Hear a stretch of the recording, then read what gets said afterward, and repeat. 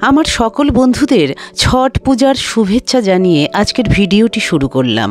আজকের ভিডিওতে থাকছে আমাদের এলাকার পাহাড়ের পাদদেশে বয়ে যাওয়া রক্তি নদীর ধারে ছট পূজার ব্যাপক নজরকাড়া আয়োজনের সম্ভারের ভিডিও।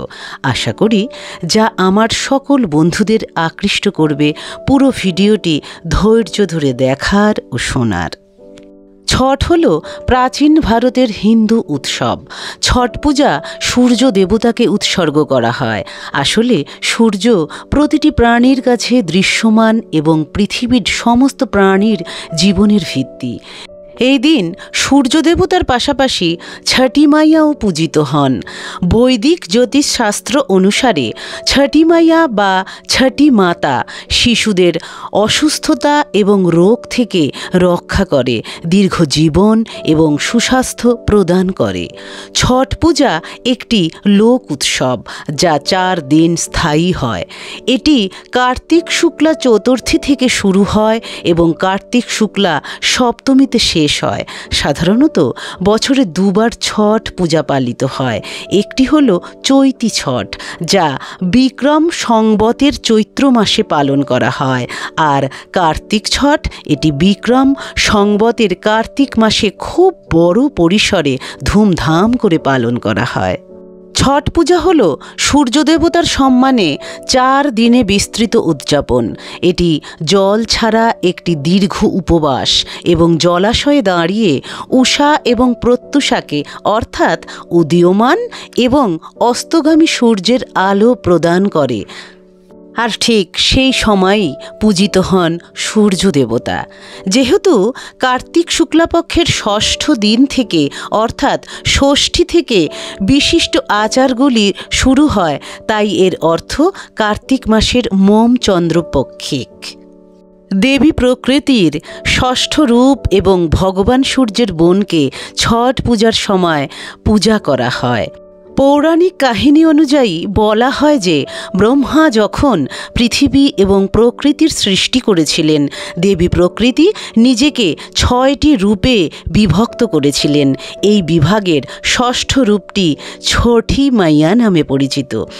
আরও বলা হয় যে ছট পূজার সময় ছটি মাইয়াকে পূজা করলে দেবীর আশীর্বাদ স্বরূপ ভক্তকে সন্তানদের সুখ এবং সুস্বাস্থ্য দান করেন দেবী ছটি মাইয়া।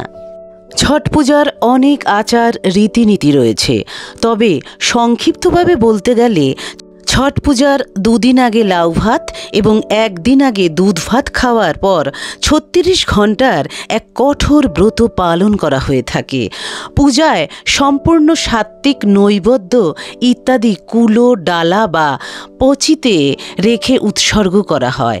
বিভিন্ন ফল, মূল, মিষ্টি ইত্যাদির সঙ্গে পরম্পরাগত বিহারি লোকখাদ্য ঠেকুয়া প্রস্তুত করে নৈবেদ্য রূপে প্রদান করা হয়।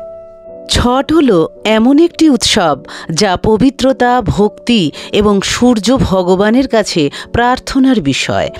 এই উৎসবের সঠিক উৎসটি অস্পষ্ট। তবে অস্পষ্ট হলে কি হবে, তা কিন্তু আমাদের হিন্দু মহাকাব্য রামায়ণ ও মহাভারতের সাথে সংযুক্ত। অর্থাৎ রামায়ণ ও মহাভারত 2টি মহাকাব্য ছট পূজার সাথে জড়িত। এটা বিশ্বাস করা হয় যে ছট পূজার সূচনার সাথে ভগবান রাম জড়িত।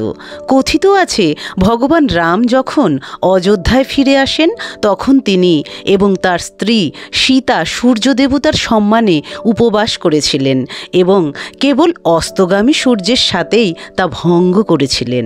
এটি এমন একটি আচার যা পরবর্তীকালে ছট পূজায় বিকশিত হয়। আবার অপরদিকে মহাভারতের বিখ্যাত চরিত্র কর্ণকে সূর্য দেবতা ও কুন্তির সন্তান মনে করা হয়। কথিত আছে যে কর্ণ সাধারণত জলে দাঁড়িয়ে প্রার্থনা করতেন। আরেকটি জায়গায় উল্লেখ করা আছে যে দ্রৌপদী এবং পাণ্ডবরা তাদের রাজ্য ফিরে পাওয়ার জন্য এই পূজা করেছিলেন। ছট পূজা ভারতের বিভিন্ন অঞ্চলে ধুমধাম করে শ্রদ্ধা ও ভক্তির সাথে পালন করা হয়। কথিত আছে গহদবালা রাজবংশের দ্বারা পবিত্র শহর বারাণসীতে প্রথম ছট পূজা শুরু হয়। কাশীখণ্ড অনুসারে বেনারসের পরে সারা দেশে ছট পূজার প্রবণতা বাড়তে শুরু করে। ছট পূজা হল সবচেয়ে বিশিষ্ট উৎসব, যা উত্তর ভারতের বিহার রাজ্য এবং উত্তরপ্রদেশ ও নেপালের কিছু অঞ্চলে ব্যাপকভাবে উদযাপিত হয়। এছাড়া ভারতের অন্যান্য অনেক অঞ্চলে এই উৎসব পালন করা হয় আড়ম্বরের সাথে। ছট পূজার বৈজ্ঞানিক তাৎপর্যও কিন্তু রয়েছে ব্যাপক। যেমন এই পূজা করার সময় জলে ডুব দেওয়া এবং শরীরকে সূর্যের আলোতে প্রকাশ করা, এতে মানবদেহে সৌর জৈব বিদ্যুতের প্রবাহ বৃদ্ধি করে, যা মানবদেহের কার্যকারিতাকে অনেক বেশি উন্নত করে। আবার এই সময় ঋতু পরিবর্তনের কারণে নানান অসুখ বিসুখ হয়ে থাকে। ছট পূজা সেই ক্ষতিকারক ব্যাকটেরিয়া মেরে ফেলতে সাহায্য করে এবং আসন্ন শীত ঋতুর সাথে খাপ খাইয়ে নেওয়ার জন্য শরীরকে প্রস্তুত করে। পরিবেশবিদরা দাবি করে থাকেন ছট উৎসব হল অন্যতম পরিবেশ বান্ধব ধর্মীয় উৎসব। সূর্যদেবতা ও ছঠি মাইয়ার আশীর্বাদে সকলের জীবন আনন্দ, সমৃদ্ধি, স্বাস্থ্য ও সম্পদে পরিপূর্ণ হয়ে উঠুক।